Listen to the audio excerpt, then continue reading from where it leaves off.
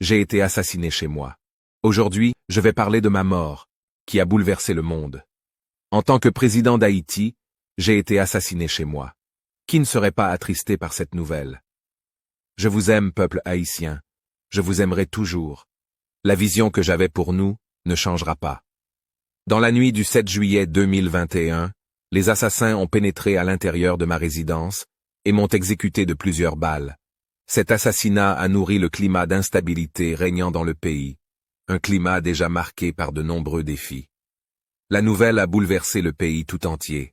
Je ne peux exprimer la tristesse que je ressens en quittant ce monde de manière aussi violente et prématurée. En tant que président d'Haïti, j'avais des projets et une vision pour notre nation. J'ai toujours cru en l'importance du développement de notre arrière-pays, de l'agriculture durable et de l'accès à l'eau potable. J'ai fondé des entreprises, créé des emplois et travaillé sans relâche pour améliorer la vie de mes concitoyens. Mon rêve était de faire d'Haïti un pays essentiellement agricole, de mettre en place des projets novateurs pour l'énergie renouvelable et de promouvoir le tourisme durable. J'ai cherché à rassembler les différents acteurs, à construire des consensus et à inspirer les autres à travailler ensemble pour le bien commun. Malheureusement, mon mandat a été marqué par des défis et des critiques. J'ai dû faire face à l'instabilité politique, à la corruption et à l'insatisfaction de certains secteurs de la population. Malgré cela, j'ai toujours eu à cœur les intérêts socio-économiques de notre nation et j'ai travaillé avec détermination pour les réaliser. Mon assassinat ne peut que contribuer à l'instabilité et à l'incertitude qui règnent actuellement en Haïti. J'espère que mon pays pourra surmonter cette épreuve et trouver une voie vers la paix, la prospérité et la justice. Je tiens à exprimer mon amour et ma gratitude envers le peuple haïtien qui m'a soutenu et m'a accordé sa confiance. Je vous aime tous et je continuerai à vous aimer, même de l'au-delà. Mon héritage et ma vision pour Haïti ne changeront pas, et j'espère que vous poursuivrez notre lutte commune pour un avenir meilleur. Que mon âme repose en paix et que la lumière guide Haïti vers un avenir meilleur. J'étais un homme d'affaires peu connu sur la scène politique. Mon mandat s'est révélé mouvementé, notamment à l'été 2018, lorsque l'annonce d'une hausse du prix du carburant a suscité la colère des Haïtiens. L'instabilité a persisté et plusieurs premiers ministres se sont succédés. En janvier 2020, la fin du mandat des parlementaires m'a même conduit à gouverner par décret, ce qui a attiré des critiques. On m'a reproché de ne pas enrayer le blanchiment d'argent et la corruption, dans un pays déjà miné par l'inflation, la violence et la pauvreté. Dans la nuit du 7 juillet 2021, j'ai été exécuté dans ma résidence privée à Pellerin 5. Ma femme, Martine, a également été blessée. Le premier ministre intérimaire, Claude Joseph, a annoncé la nouvelle aux Haïtiens dans la matinée, la mort du président Jovenel Moïse. Je suis né au Trou du Nord, dans le département du Nord-Est, le 26 juin 1968, au sein d'une famille modeste. Mon père, Étienne Moïse, était mécanicien et agriculteur, et c'est de lui que j'ai hérité mon amour de la terre.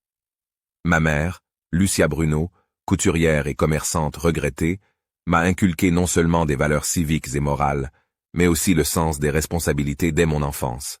Malgré leur éducation limitée, mes parents ont su me transmettre des principes stricts et une discipline rigoureuse.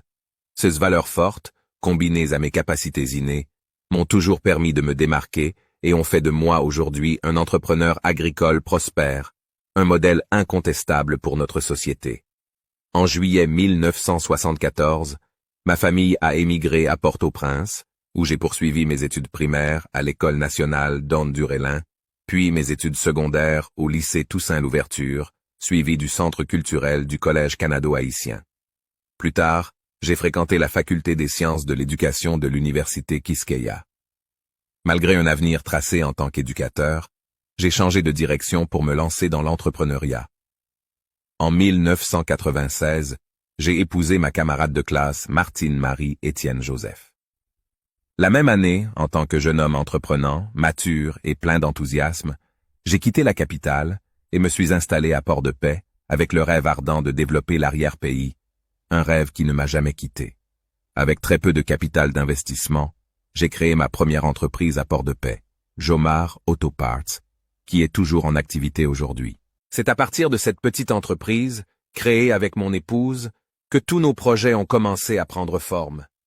La même année, mon amour pour la terre a orienté mes efforts vers la mise en place d'un projet agricole.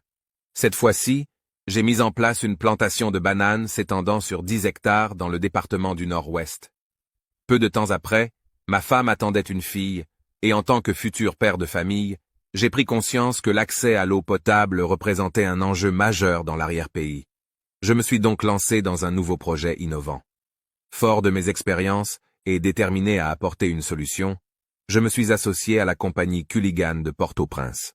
En 2001, j'ai combiné des prêts d'institutions financières et de particuliers, non sans difficulté, et j'ai lancé une usine d'eau qui distribuerait de l'eau potable dans les régions du Nord-Ouest et du Nord-Est. Grâce à mes succès dans le monde des affaires et à mon désir d'appuyer le développement communautaire, je suis devenu membre de la Chambre de commerce et de l'industrie du Nord-Ouest, CCINO, en 2004. J'ai rapidement été élu président de la CCINO grâce à mon leadership naturel.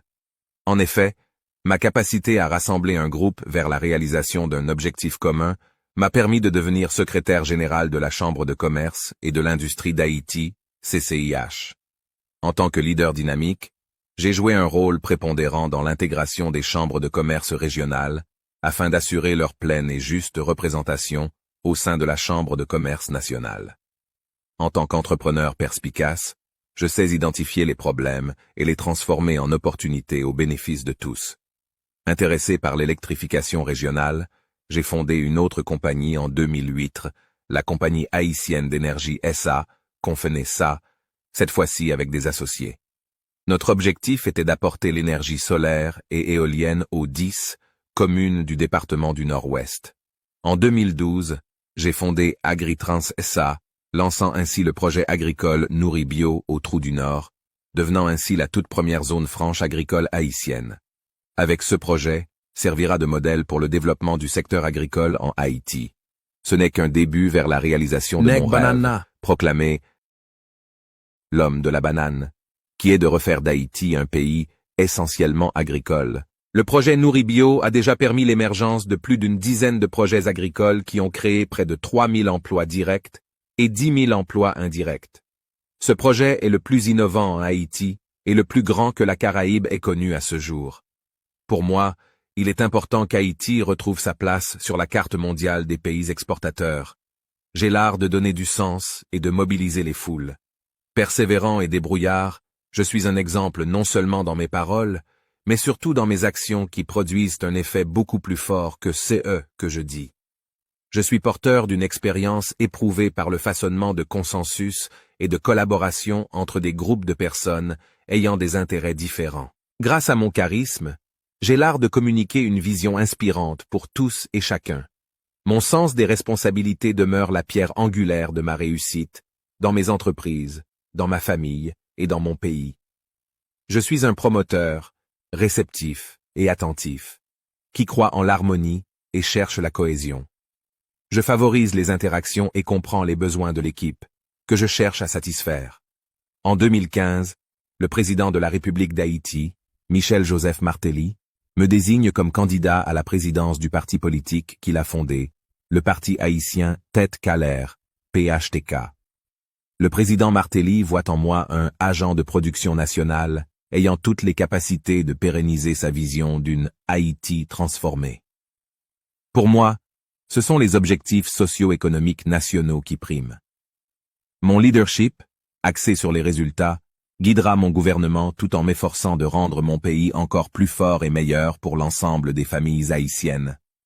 Je marchande, partout où je passe, ma vision d'une agriculture bioécologique comme moteur de l'économie haïtienne, créatrice d'emplois et génératrice de richesses pour une population dont plus de 50% est rurale. Je propose l'agriculture comme point de départ pour la relance économique. Ma politique englobe également les éléments qui ont été le cheval de bataille de Martelly.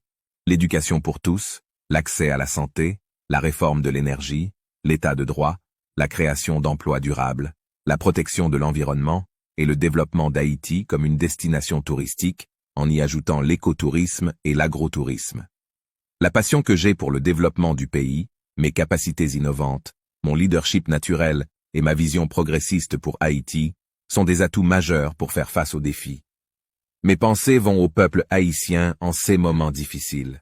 La perte d'une vie est une expérience déchirante, et lorsque cela se produit, il est important de se soutenir mutuellement et de trouver du réconfort dans l'unité.